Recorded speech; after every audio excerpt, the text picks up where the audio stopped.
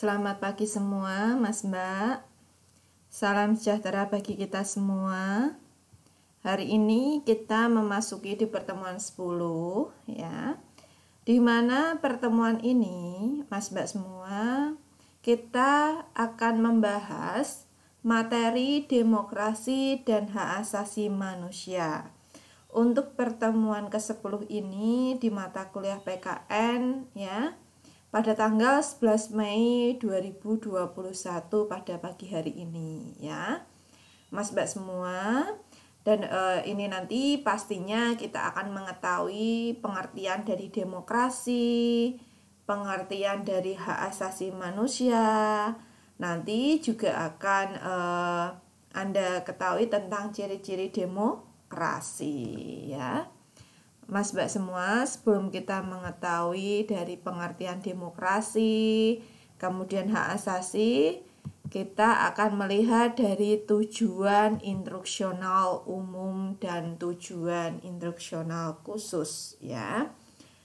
Tujuan instruksional umum di sini mahasiswa memahami dan dapat menjelaskan perkembangan demokrasi di Indonesia dan memiliki kesadaran dalam menjunjung tinggi hak asasi manusia.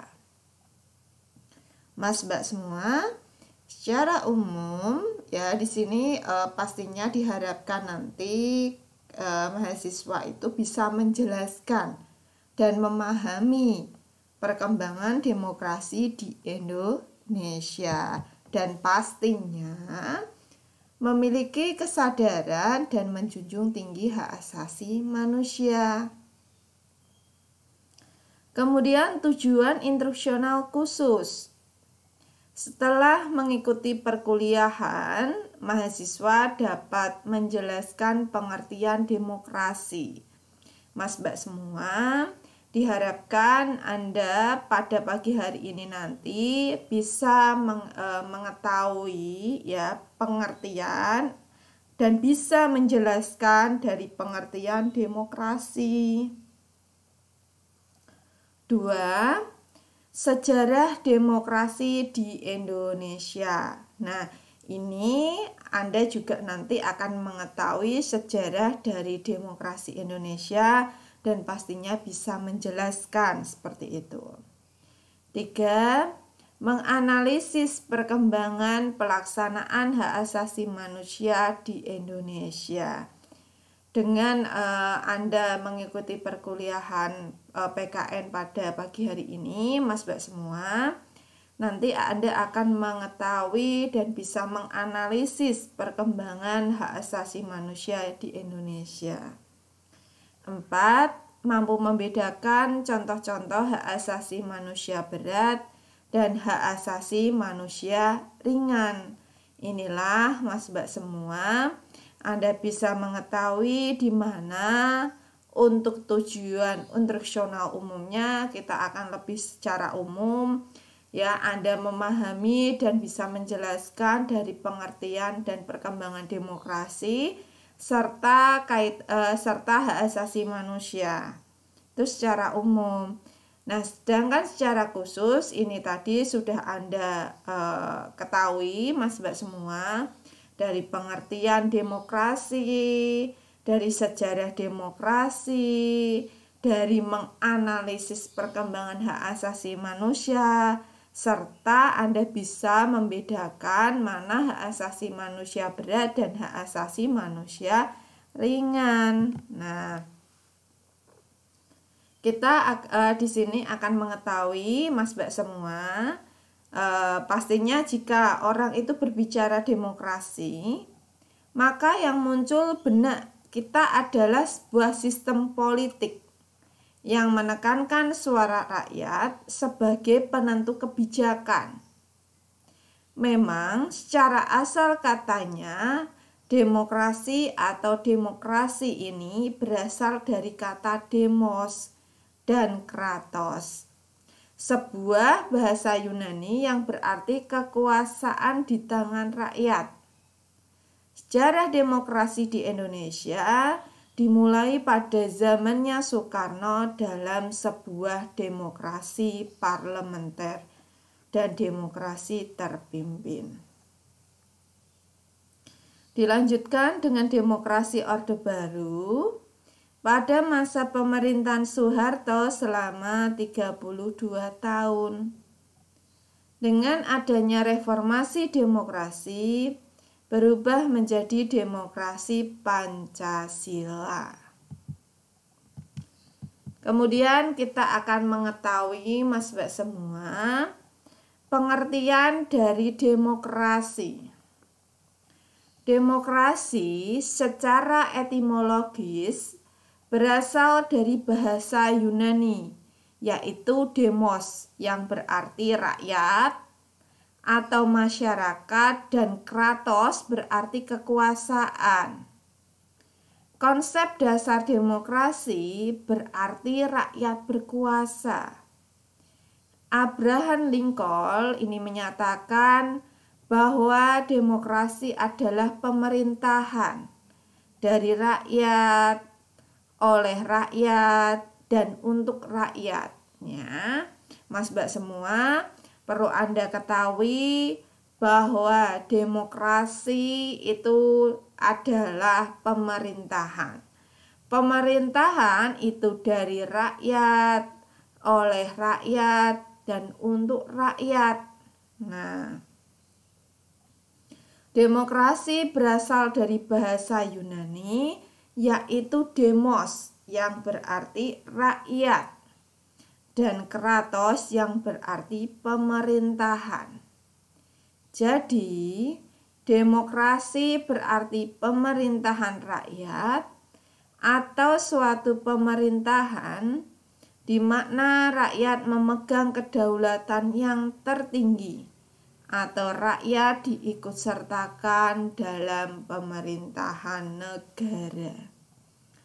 Kemudian kita lihat demokrasi, Mas Mbak semua. Pengertian demokrasi di sini, pemerintah dengan segenap kegiatan yang dikelolanya dengan menjalankan rakyat sebagai titik tumpuannya. Karena tadi Anda sudah mengetahui, Mas Mbak semua, bahwa menurut Abraham Lincoln itu adalah demokrasi adalah pemerintahan. Nah, di dalam pemerintahan itu dari rakyat, oleh rakyat, dan untuk rakyat. Maka Mas Mbak semua, ketika Anda mengetahui pengertian dari demokrasi ini, bahwa rakyatlah sebagai titik tumpuannya, ya, sebagai titik ujung tombaknya itu adalah rakyat. Maka Mas Mbak semua, setelah Anda mengetahui pengertian dari demokrasi ini, kita lihat dari prinsip dasar demokrasi. Prinsip dasar demokrasi ini adalah tegaknya etika dan moralitas politik. Nah, di mana demokrasi ini harus etikanya, moralitas politiknya itu harus ditegakkan.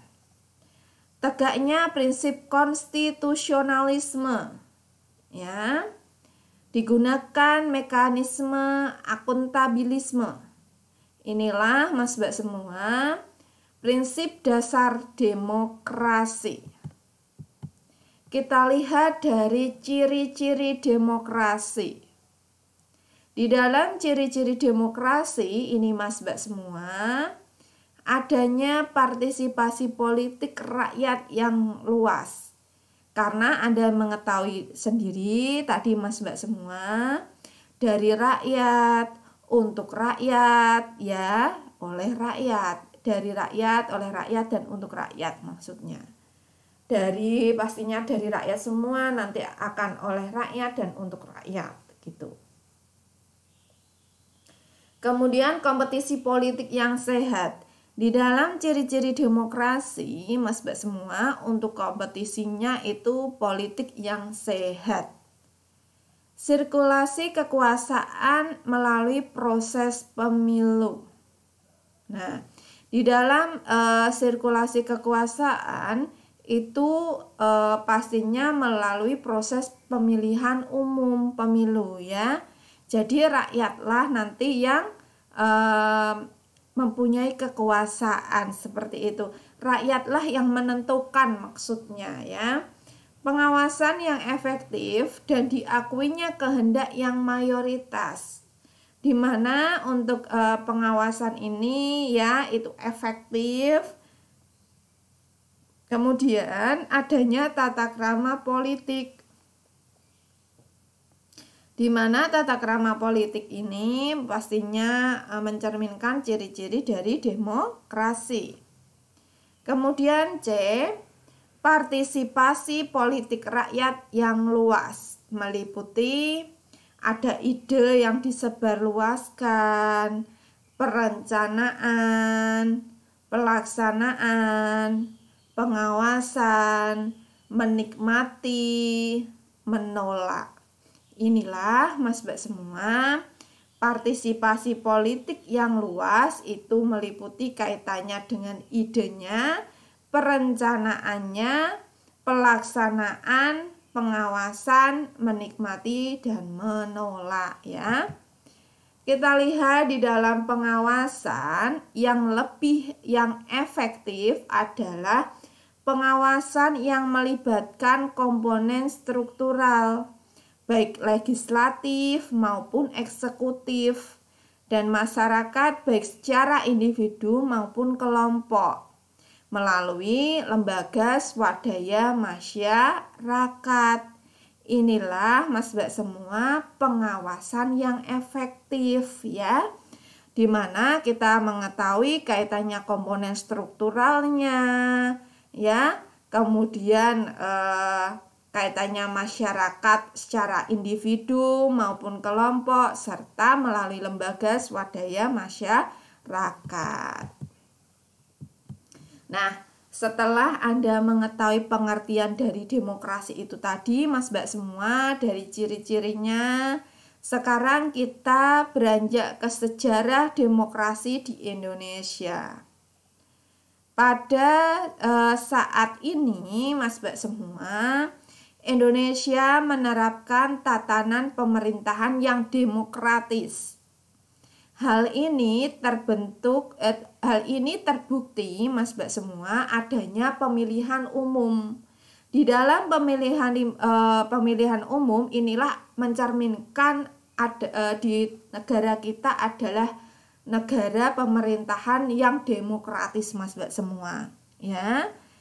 Nah, kemudian di dalam pemilihan umum setiap 5 tahun sekali itu untuk meminta suara rakyat dalam menentukan partai politik mana yang dapat memerintah di negeri ini dan presiden secara langsung.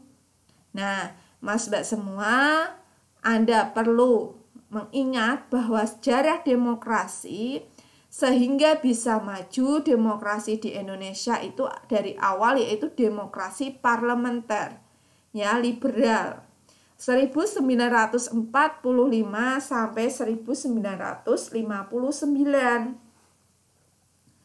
2. Demokrasi terpimpin itu 1959 sampai 1965.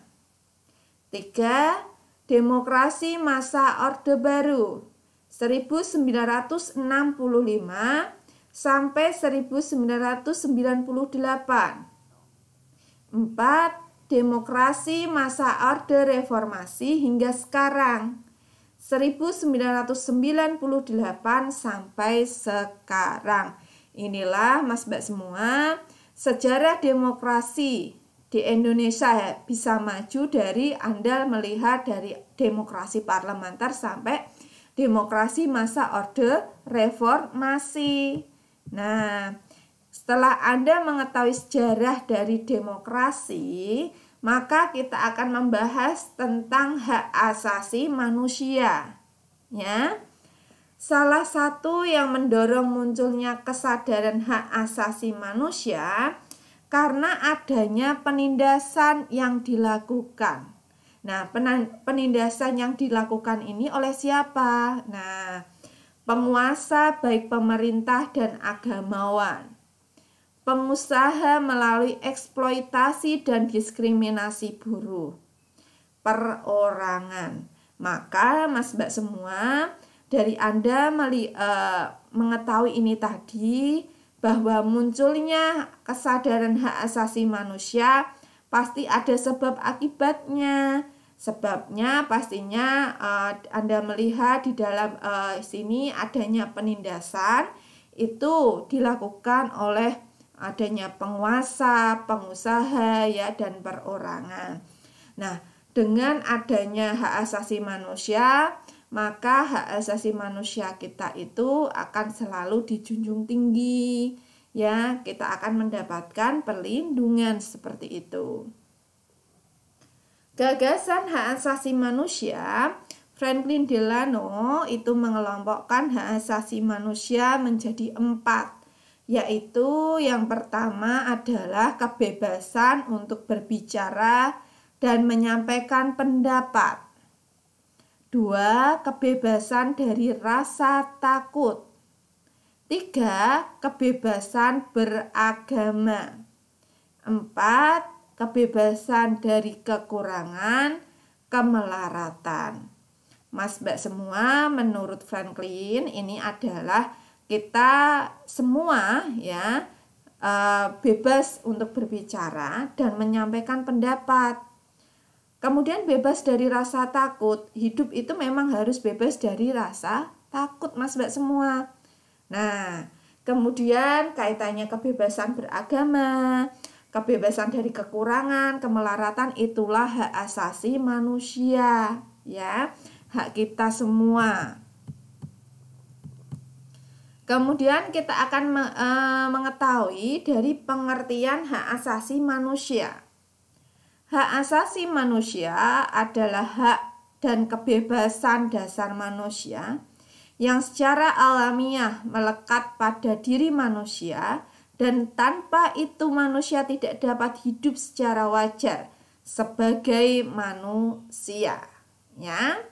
Kemudian hak asasi manusia adalah seperangkat hak yang melekat pada hakikat dan kebebasan manusia sebagai makhluk Tuhan yang Maha Esa, dan merupakan anugerah yang wajib dihormati, dijunjung tinggi, dan dilindungi oleh negara, hukum, pemerintah, dan setiap orang demi kehormatan serta perlindungan harkat dan martabat manusia. Kemudian kita melihat dari peraturan perundang-undangan hak asasi manusia di Indonesia. Undang-Undang Dasar 1945,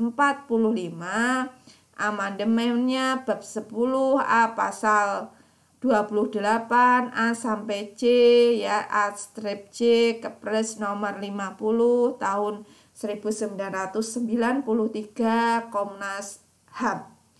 Kemudian Undang-Undang nomor 5 tahun 1998 tentang pengesahan konvensi menentang penyiksaan dan perlakuan tidak manusiawi atau merendahkan martabat manusia.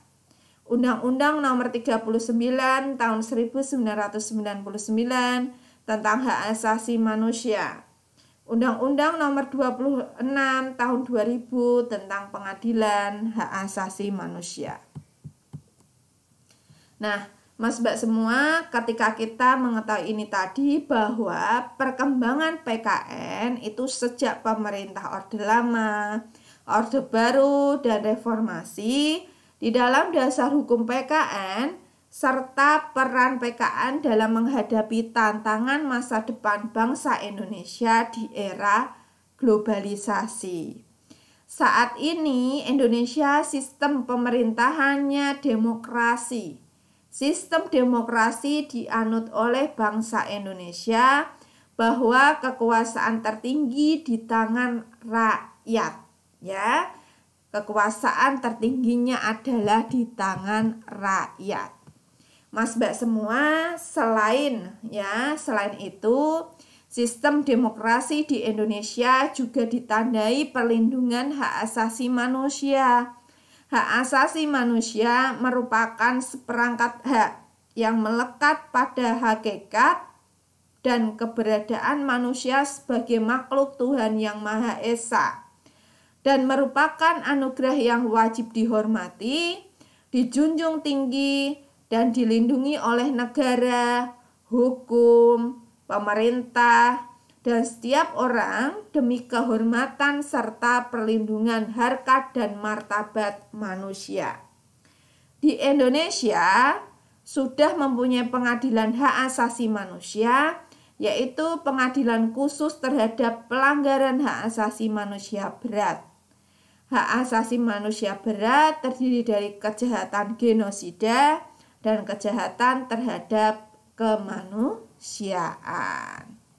Mas Mbak semua, setelah Anda mengetahui tadi dari pengertian hak asasi manusia, dari pengertian demokrasi, sejarah demokrasi, kemudian ciri-ciri demokrasi, Mas Mbak semua, sekarang Anda menjawab pertanyaan di bawah ini dengan baik dan benar.